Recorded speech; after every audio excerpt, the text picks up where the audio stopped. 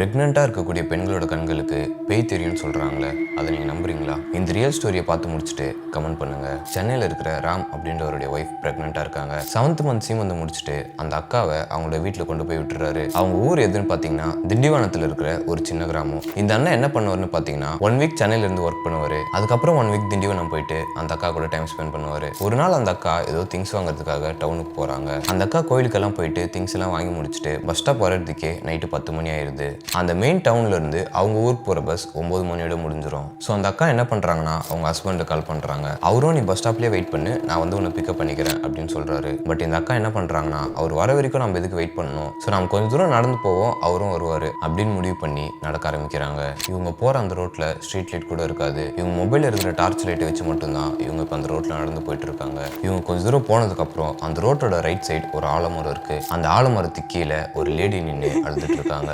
இந்த அக்கா அந்த லேடி கிட்ட போயிட்டு உங்களுக்கு என்னாச்சு, நீங்க யாரு, இங்க நீ எதுக்கு அழுதுட்டு இருக்கீங்க அப்படின்ற மாதிரி கேட்கறாங்க. அதெல்லாம் ஒன்றும் இல்லம்மா, நீயே பிரெக்னெண்டா இருக்க, உனக்கு எதுக்கு சிரமம், நீ முதல்ல எதுக்கு இந்த இடத்துக்கு வந்த, உடனே இங்க இருந்து போயிரு அப்படின்ற மாதிரி சொல்றாங்க. இல்ல என் ஹஸ்பண்ட் வந்துட்டு இருக்காங்க, நான் அவர் கூட போயிருவேன், நீங்க உங்களுக்கு என்ன பிரச்சனைன்னு சொல்லுங்க அப்படின்னு சொல்லிட்டு கேட்டுட்டே இருக்காங்க. அந்த லேடி என்ன சொல்றாங்கன்னா, நான் இந்த வழியா வந்துட்டு இருந்தேன், அப்ப என் காதுல இருந்த தங்க கம்பல் கீழே வந்து தொலைஞ்சு போயிருச்சு, அதை தான் நான் தேடிட்டு இருக்கேன் அப்படின்னு சொல்றாங்க. ஓகே பயப்படாதீங்க, நானும் உங்க கூட சேர்ந்து அந்த தங்க கம்பலை தேடுறேன் அப்படின்னு சொல்லிட்டு தேட ஆரம்பிக்கிறாங்க. சரி நீ இந்த பக்கம் தேடுமா, நான் மரத்துக்கு பின்னாடி போயிட்டு இருக்கான்னு பாக்குறேன் அப்படின்னு சொல்லிட்டு இந்த லேடி மரத்துக்கு பின்னாடி போயிட்டு நகையை தேடுறாங்க. ஸோ இவங்க 2 பேரும் இப்படி நகையை தேடிட்டு இருக்கும்போது அந்த லேடி இந்த அக்கா கிட்ட நீயும் இந்த ஊர் தானாமா அப்படின்ற மாதிரி கேட்கறாங்க. ஆமா நானும் இந்த ஊர் தான், டெலிவரிக்காக அம்மா வீட்டுக்கு வந்திருக்கேன். இப்போ பதிலுக்கு இந்த பிரெக்னென்ட் அக்கா அவங்க கிட்ட கேட்கறாங்க, நீங்களும் இந்த ஊர் தானா அப்படின்னு சொல்லிட்டு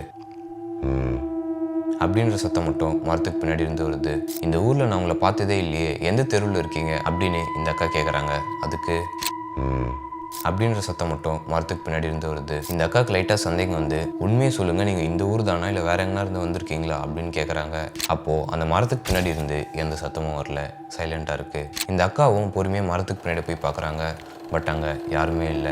இந்த அக்காவும் கொஞ்ச நேரம் அவங்கள கூப்பிட்டுட்டே இருக்காங்க. பட் எந்த பதிலும் வரல, அந்த இடத்துல யாருமே இல்லை. இந்த சமயத்தில் அந்த அக்கா உச்சக்கட்ட பயத்துக்கு போயிடுறாங்க. அவங்களால முடிஞ்ச அளவுக்கு வேகமாக அந்த இடத்த விட்டு தூரமாக போகிறாங்க. இவங்க இப்படி போயிட்டு இருக்கும்போதே ஆப்போசிட்டில் அவங்க ஹஸ்பண்ட் வந்துடுறாரு. அவங்க ஹஸ்பண்ட் கிட்ட நடந்த இந்த எல்லா விஷயத்தையும் சொல்கிறாங்க. உன்னை நான் பஸ் ஸ்டாப்பில் தானே இருக்க சொன்னேன், எதுக்கு நீ அவசரப்பட்டு இவ்வளோ தூரம் வந்த அப்படின்னு சொல்லிட்டு அந்த அக்காவை திட்டிட்டு கூட்டிகிட்டு போகிறாங்க. அடுத்த நாள் காலையில் விசாரிக்கும் போது தான் தெரியுது, கொஞ்ச நாளைக்கு முன்னாடி தான் அந்த இடத்துல ஒரு லேடி இறந்து போயிருக்காங்க. ஸோ இப்போ நீங்கள் சொல்லுங்கள், ப்ரெக்னெண்ட்டாக இருக்கிறவங்களுடைய கண்களுக்கு பேய் தெரியும்னு சொல்றாங்களே, அது உண்மைதானா? கமெண்ட்ல சொல்லிருங்க. ஸோ இது வந்து நம்ம ஃபாலோவர் சொன்ன ஸ்டோரி தான். இதே மாதிரி ஹாரர் இன்சிடென்ட் எதனா உங்களுடைய லைஃப்ல நடந்திருந்தா என்கிட்ட ஷேர் பண்ணிக்கோங்க. அண்ட் இந்த மாதிரி நிறைய ஹாரர் எக்ஸ்பீரியன்ஸை ஃபீல் பண்ணணும்னு நினச்சிங்கன்னா மறக்காம ஃபாலோ பண்ணிக்கோங்க. Okay bye.